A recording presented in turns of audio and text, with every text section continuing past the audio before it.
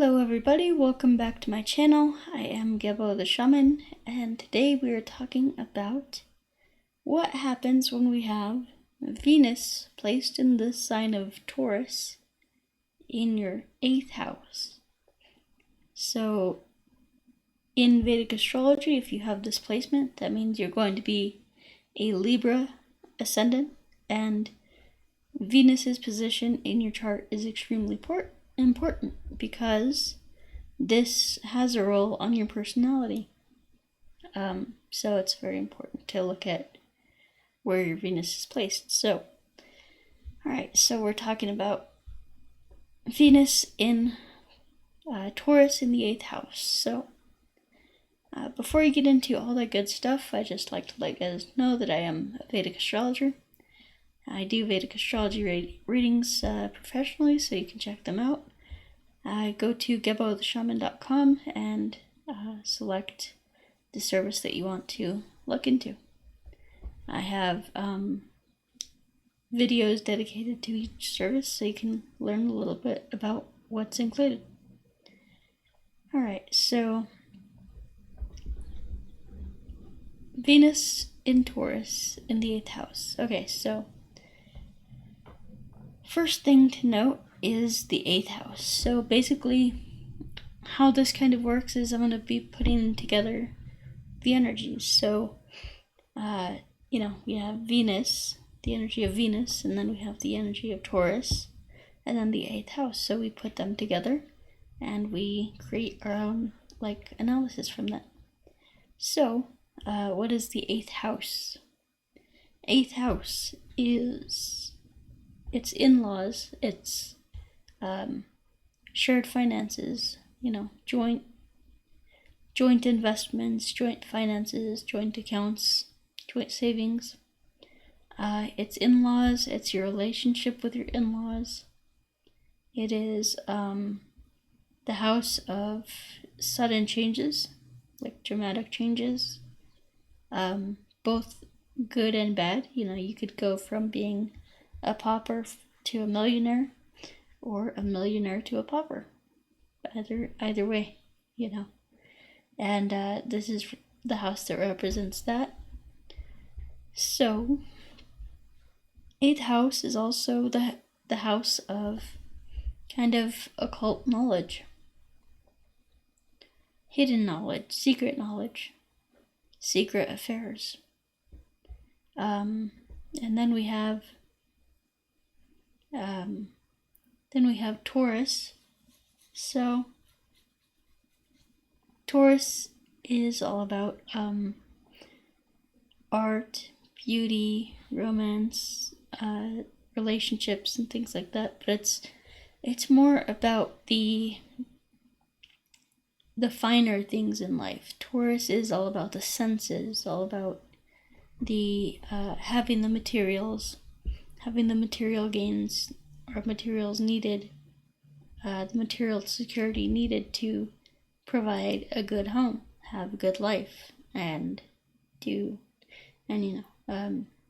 make sure that you and your family are being taken care of.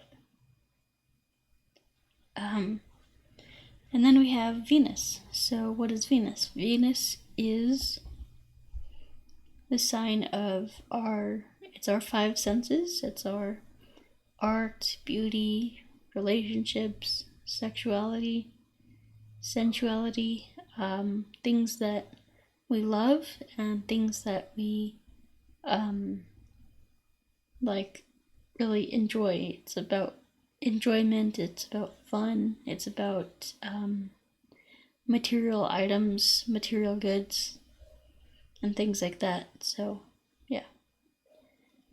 And then what happens when we have Venus in Taurus in the 8th house? So this is the time when we put these energies together, and we have, essentially what we have is, Venus is also the karka of marriage. So that means the significator of marriage. And so So Venus being the significator of marriage in the 8th house, for especially for men, it has a lot to do with this shows that your wife will be one who has a little bit of a concern about you providing for her, and like very watchful over your joint finances and what you're doing with your money. She might be a little bit suspicious of you, things like that. So it just kind of makes her a little bit distrustful. Also, any relationship that you do have with her, like any kind of, I guess it would mean that you would kind of keep your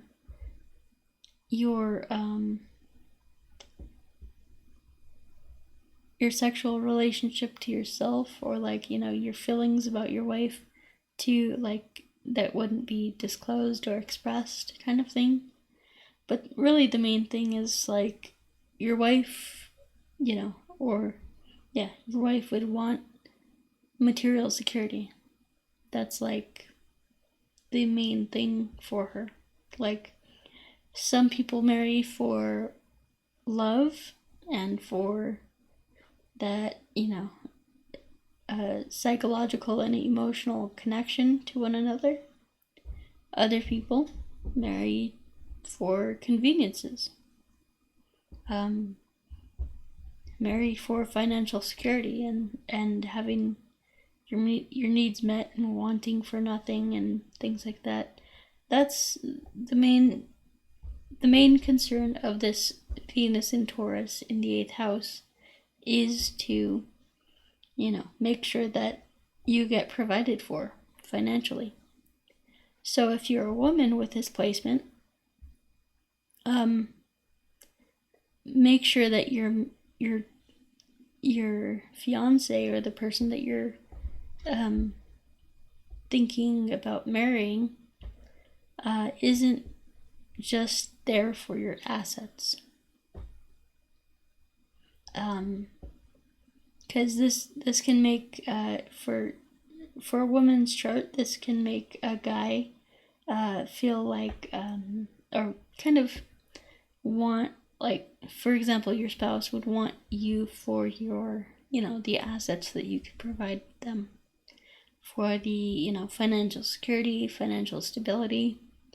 And it wouldn't be a situation of actually marrying for love. It would be a situation of convenience. You meet their needs, but do they meet yours? And then so these are all very hard things to look at, but they are they need to be looked at. So it's really kind of a hard sign here. Of course, Venus in Taurus is always a good thing, because it's like this is kind of ensuring that your financial needs will be taken care of in love and relationships. But it's like almost like, well, I shouldn't say ensuring that, but it's like it's wanting that. That's what you want. You want to be financially stable, to be financially taken care of, and things like that. And this is like one of those placements where it's like you don't care kind of what the other person looks like, or whatever. It's like you just want to make sure that you're being financially taken care of. Of course, there will be, since it's Taurus, there will be a little bit of a focus on the appearances and things like that. But as long as that financial need or material need is met, then it's going to be good. So this is, it's, so if you're a woman with this placement, I would say look at where your Jupiter is placed. That'll give you a better idea about your husband and about your marriage, because Jupiter is the karaka, or significator of marriage in a woman's chart. But this kind of represents you in a sense that that's kind of what you'll be looking for in marriage, is just that financial security and joint assets and things like that. You'll also, you'll be one to believe in the occult, but you'll kind of keep that secret. You'll, believe in astrology. Obviously, if you're watching my video, you do. But you'll tend to keep that secret. Tend to keep certain things to yourself and things like that. So, yeah, it's pretty interesting placement here. And then we have, also look at where your Mars is placed, because Mars tends to rule the 8th house, because it rules Scorpio, so that's the 8th sign. Yeah, and also if you have Saturn here or something, you'll be pretty traditional, conservative. You might, it'll tend to make you more disciplined with your finances and money, and making sure you're organized and everything is set, so that way you're not, behind on your bills or anything like that. So, I guess that does it for me for today. So, thank you all for watching, and if you're interested in an astrology reading or anything like that, you can go to gebotheshaman.com and check out everything out. Alright, so we have the Qigong courses, so those are right here. Cosmic Qigong and Self-Transformation Challenge.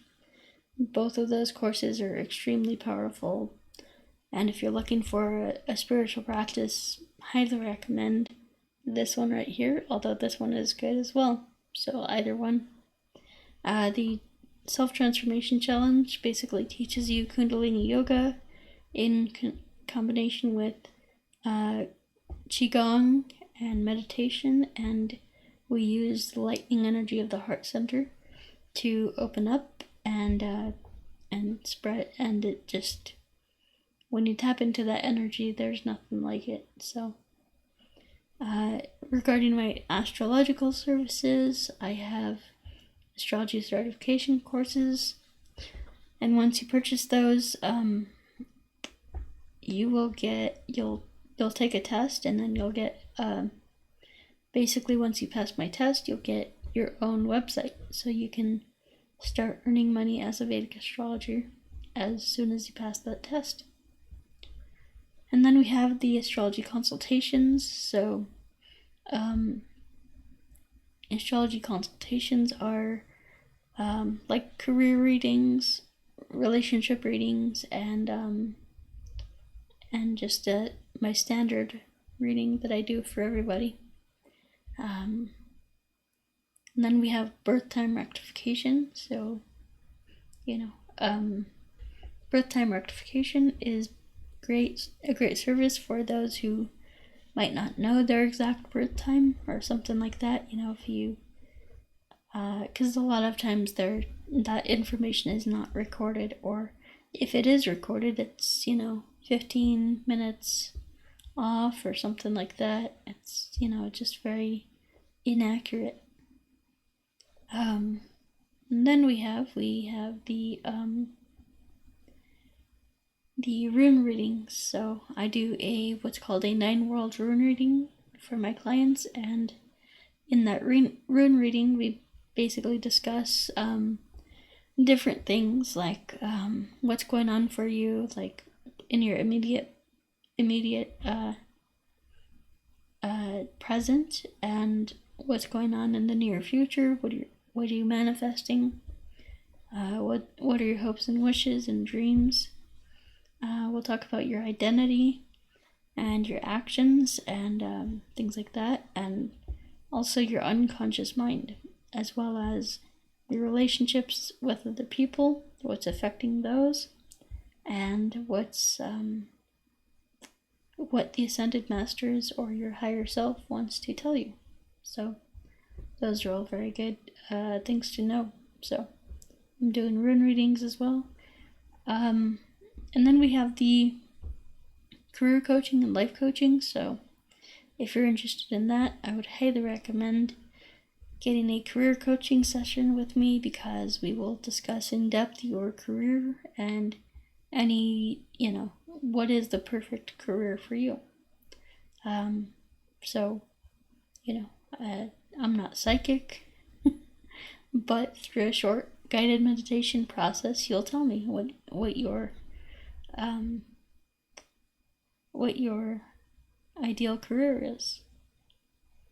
And then we have the distance energy healing sessions. So if you are interested in that, you can go to gebotheshaman.com. Distance energy healing is basically where I work on the energetic and emotional level to